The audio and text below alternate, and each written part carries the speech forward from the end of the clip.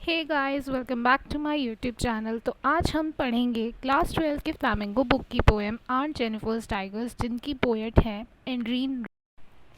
तो गाइस, ये जो पोएम है आर्ट जेनिफर्स टाइगर्स, ये एड्रेस करती हैं, ये बताती हैं जो रिस्ट्रिक्शंस होती हैं, जो बर्डन होता है एक मैरिड लाइफ का, जो वुमेन फेस करती है, जो एक वुमेन एक्सपीरियंस करती है अपनी लाइफ में, जो एक स्ट्रगल्स वो करती हैं, वो इस पोएम में बताए गए हैं। तो चलिए अब हम शुरू करते हैं इस पोएम को। सबसे पहले पोएट कहती हैं aunt Jennifer's tigers prance across a screen.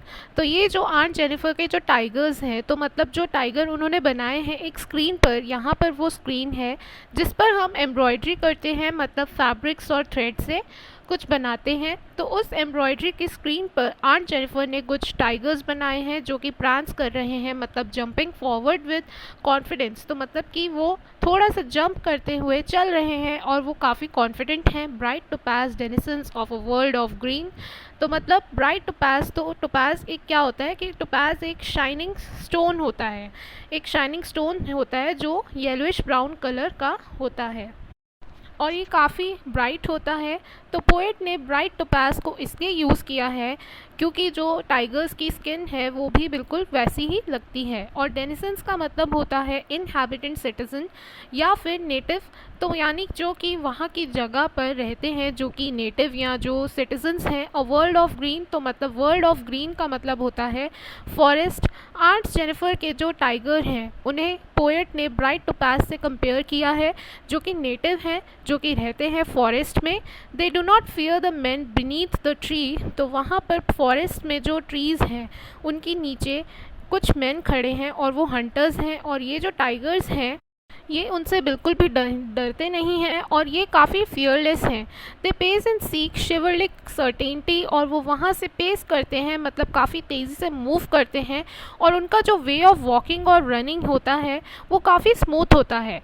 Seek का मतलब होता है स्मूथ या फिर एलिगेंट। वो बहुत एलिगेंट होता है और बहुत स्मूथ होता है।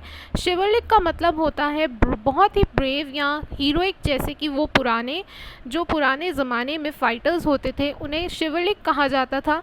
तो ये बिल्कुल उनके जैसे ही ब्रेव और हीरोइक हैं। और सर्टेनिटी का मतलब होता है कॉन्फिडेंस। तो गाइस, इस लाइन में बताया गया है कि वो वहाँ से पेस करते हैं, वहाँ से दौड़ते हैं और उनका जो वे ऑफ वॉकिंग होता है वो बहुत स्मूथ होता है। सीक का मतलब होता है एलिगेंट, और सीक और एलिगेंट होता है और वो बहुत हीरोइक लगते हैं और वो बहुत ही कॉन्फिडेंट लगते हैं। तो बेसिकली पोएट ने इस लाइन में जो आंट जेनिफर के जो टाइगर्स हैं जो उन्होंने बनाए हैं, तो उन्हें टाइगर की कैरेक्टरिस्टिक्स का उन्होंने बताया है इस पोएम में, इस पैराग्राफ में। तो चलिए अब हम आगे, अब पोएट क्या कहते हैं वो हम समझते हैं। Aunt Jennifer's fingers fluttering through her wool. मतलब आंट जेनिफर की जो फिंगर्स हैं, जब वो वूल से एम्ब्रॉयडरी का काम कर रही होती हैं, इन टाइगर्स को बना रही होती हैं, वो फ्लटर कर रही हैं, काफ़ी ज़्यादा काँप रही हैं। Find even the ivory needle hard to pull. मतलब वो जिस आइवरी नीडल से एम्ब्रॉयडरी का काम कर रही हैं, आइवरी का मतलब होता है जो एलिफेंट का टीथ होते हैं, जो एलिफेंट के टीथ होते हैं, उनसे बनने वाली चीज़ें, उनसे बनने वाले प्रोडक्ट्स को आइवरी प्रोडक्ट्स कहा जाता है। और ये जो आइवरी की नीडल है जिससे वो एम्ब्रॉयडर कर रही हैं, मतलब ये जो इतना इजी टास्क होता है नीडल को सिर्फ खींचने का, वो भी उनके लिए बहुत टफ है। The massive weight of uncle's wedding band sits heavily upon aunt Jennifer's hand. मतलब उनके लिए ये टास्क भी इतना टफ इसलिए है क्योंकि जो मैसिव वेट है, मतलब जो बर्डन है अंकल्स वेडिंग बैंड का। अंकल्स वेडिंग बैंड सिंबलाइज करता है मैरिज को और वेडिंग बैंड का मतलब होता है ring.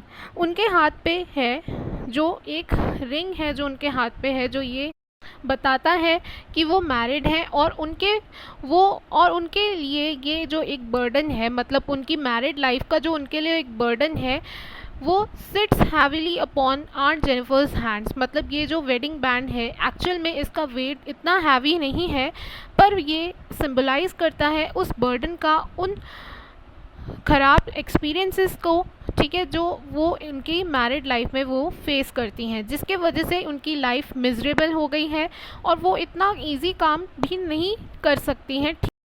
When aunt is dead, her terrified hands will lie still ringed with ordeals she was mastered by.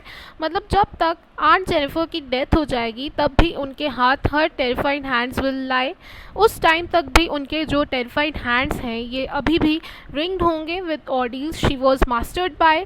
ऑर्डील्स का मतलब होता है पेनफुल और बहुत ही अनप्लेजेंट ख़राब एक्सपीरियंसेस, मतलब वो अपनी पूरी लाइफ में इन्हीं ख़राब एक्सपीरियंसेस को एक्सपीरियंस करती रहेगी और जब तक उनकी डेथ हो जाएगी तब भी वो रिंग्ड रहेंगी, मतलब घिरी रहेंगी इन एक्सपीरियंसेस, इन ख़राब एक्सपीरियंसेस से। शी वॉज मास्टर्ड बाय मतलब जो उनको कंट्रोल करते थे, जो उन्हें मास्टर करते थे। तो मतलब यहाँ पे अंकल के बारे में कहा गया है उनके ख़राब एक्सपीरियंसेस से वो तब भी घिरी रहेंगी। The tigers in the panel that she made will go on prancing proud and unafraid. और जब उनकी प्रांसिंग हो जाएगी तब भी उन्होंने ये जो टाइगर्स बनाए हैं इस पैनल में, मतलब इस स्क्रीन पे, तो मतलब जो एम्ब्रॉयडरी के थ्रू उन्होंने जो बनाए हैं वो अभी भी ऐसे ही प्रांस करते रहेंगे, ऐसे ही प्राउडली चलते रहेंगे बिना किसी डर के और कॉन्फिडेंस के साथ में।